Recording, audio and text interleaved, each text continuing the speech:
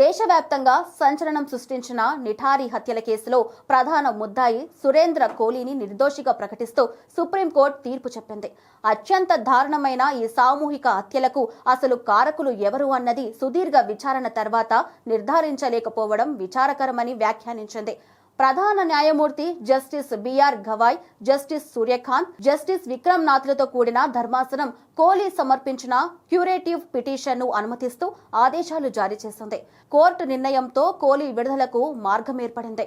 మిగిలిన నిఠారి హత్య కేసుల్లో గతంలోనే సురేంద్ర కోలీని కోర్టు నిర్దోషిగా ప్రకటించింది.